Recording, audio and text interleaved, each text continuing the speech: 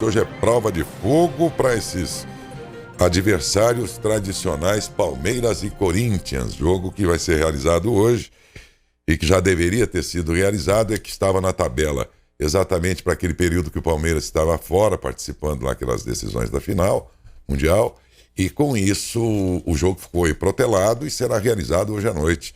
Um jogaço de bola em que muitos apostariam no Palmeiras pela série de sucessos que teve, e fora a torcida do próprio Corinthians, outros não apostariam no Corinthians por achar que o Corinthians está se organizando ainda e tal.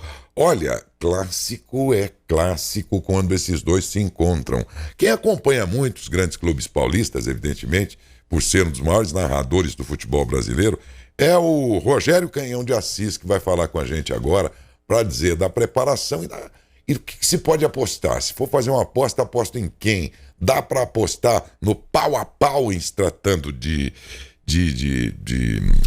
clássico como esse? Ou pode prevalecer mesmo uma situação, digamos que mais estável do Palmeiras diante de um Corinthians se organizando, hein? Rogério Canhão de Assis, meu irmão, bom dia. Meu querido Daércio, bom dia para você, um grande abraço a toda a sua magnífica audiência aí na saudade.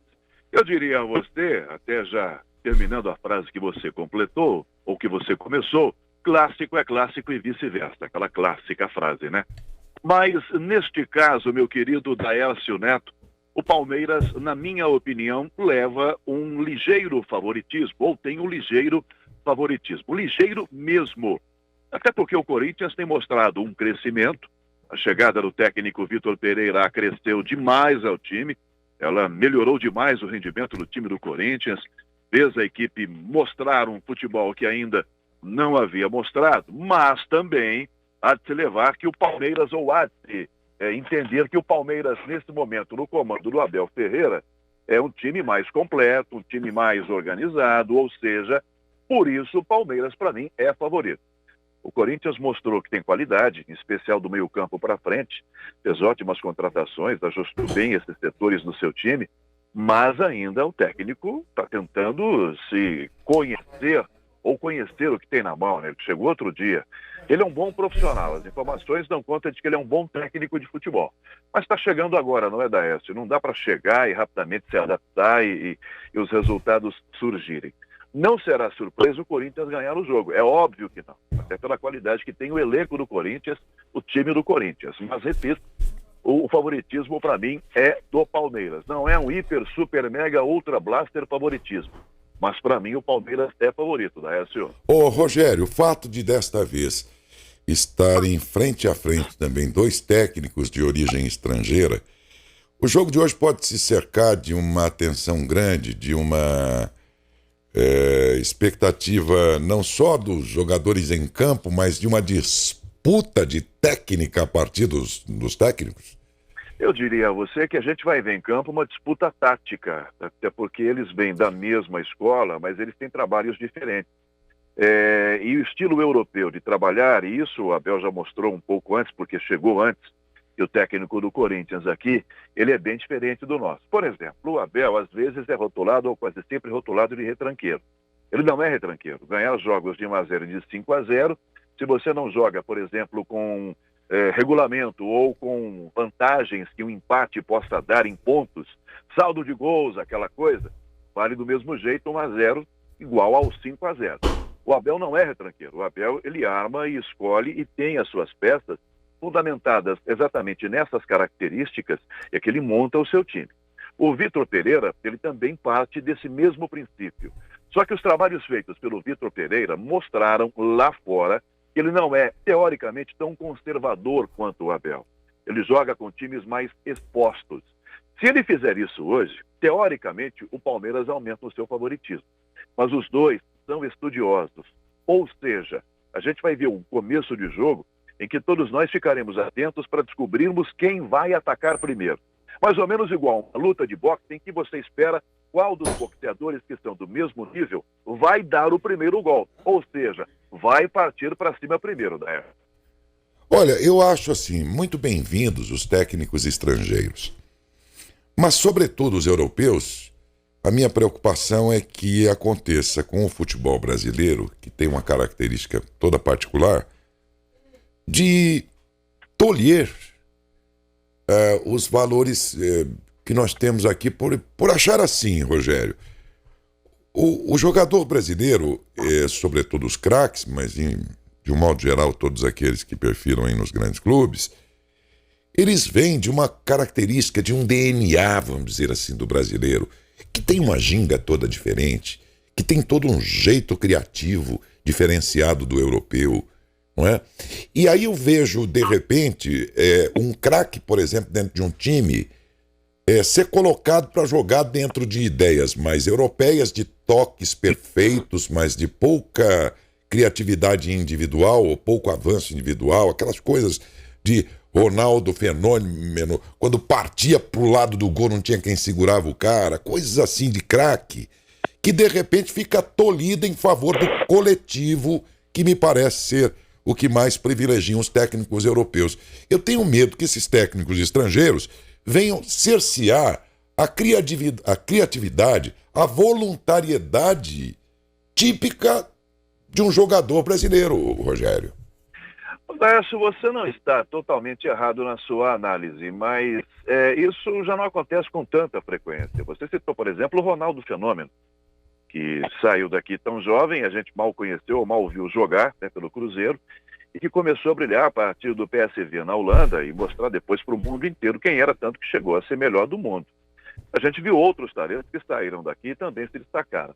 O que acontece no futebol brasileiro é que de uns tempos para cá, e são bons tempos, não é coisa de 5, 10 anos, nós não formamos mais tantos jogadores com tanta técnica assim.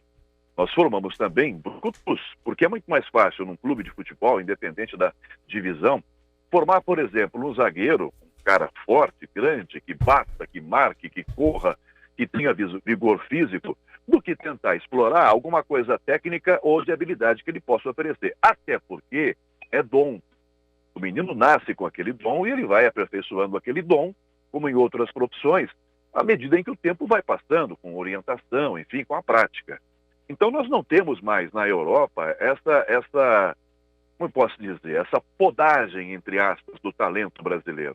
Na verdade, Daécio, o que tem acontecido é que o talento brasileiro que sai daqui nem tanto talento, ou nem tão talento, porque a gente nem vê ou não tem esse talento todo, lá ele acaba aprimorando esse talento.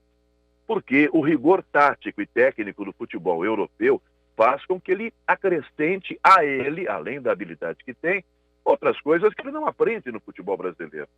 Basta a gente observar o nível, por exemplo, do que se joga aqui.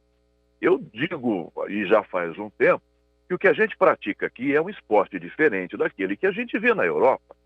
A gente tem muito raramente no futebol brasileiro jogos em que você fala, nossa, mas que jogo, que maravilha de partida de futebol, os dois times tecnicamente perfeitos, que atuações maravilhosas. A gente não tem.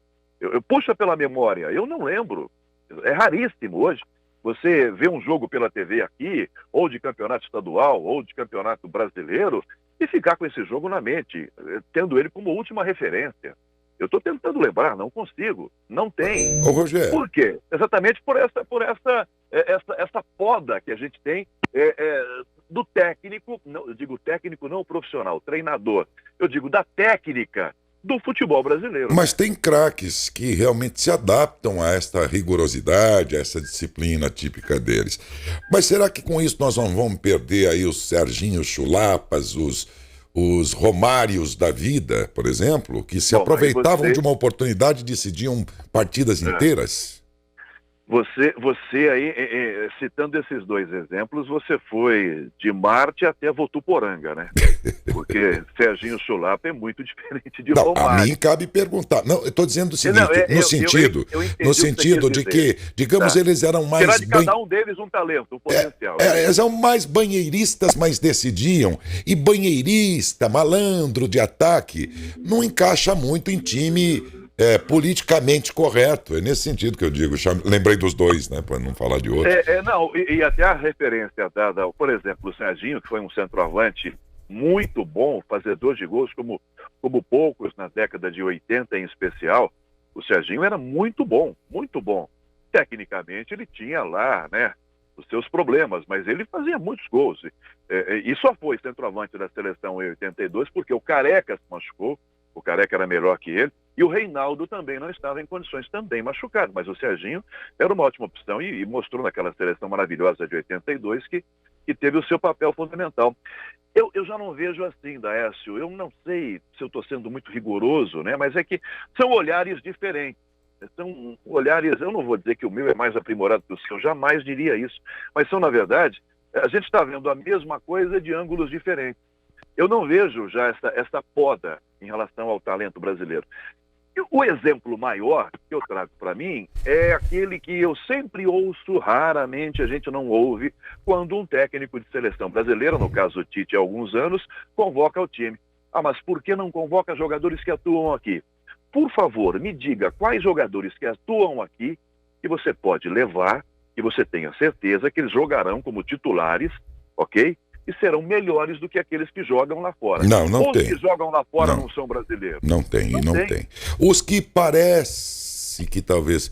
Né, vamos pegar aqui o caso do Flamengo...